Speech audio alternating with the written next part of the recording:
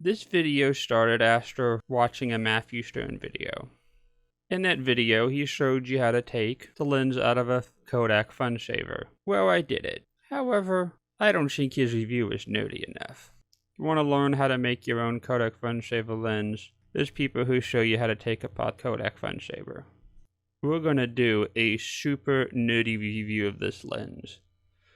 We're going to compare it to actual lenses, modern ones, my contemporary Sigma 28 to 70 f2.8, my Rokinon 24mm, and my vintage Tamron 19 to 35mm. It's from the 90s, so it should be a little fairer, since it's also an old lens design. Without any further ado, let's get into the video by taking a look at the image quality from the Kodak FunSaver.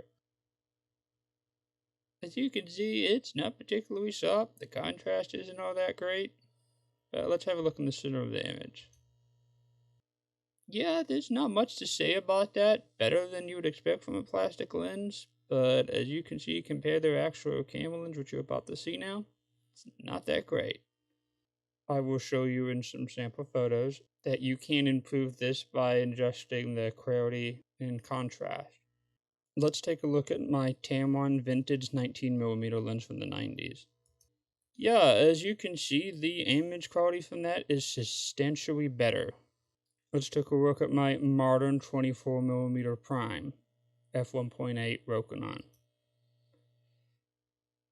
I'm just going to move on click, you can definitely see what I'm talking about. Let's take a look at my 28mm Sigma zoom lens. As you can see, night and day. You gotta remember, when it comes to getting sharp image quality with this lens, its minimum focusing distance is 5 feet. Anything beyond 5 feet will not be in focus. As you can see in this example, image quality is still not spectacular, but as you can see, like I said, significantly better than you would think it would be. If you can get close to your subject like this, and if it's sunny out, you can get substantially better image quality. Or if you pop a flash like this. The image quality with this lens can be kind of unpredictable, but that's part of the fun of it. Enjoy the rest of the sample photos.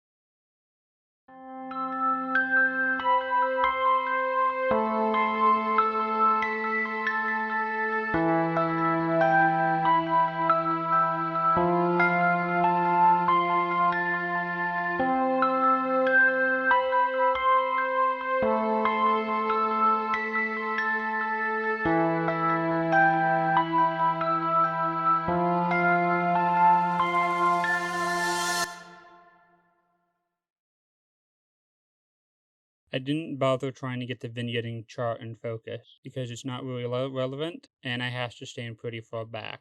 As you can see, the vignetting is quite heavy and the pincushion distortion is also extremely heavy. There isn't really much to say about its flaring. As you can see, it's not that bad. In conclusion, its image quality is pretty good for being made out of plastic. It's a fun conversation starter.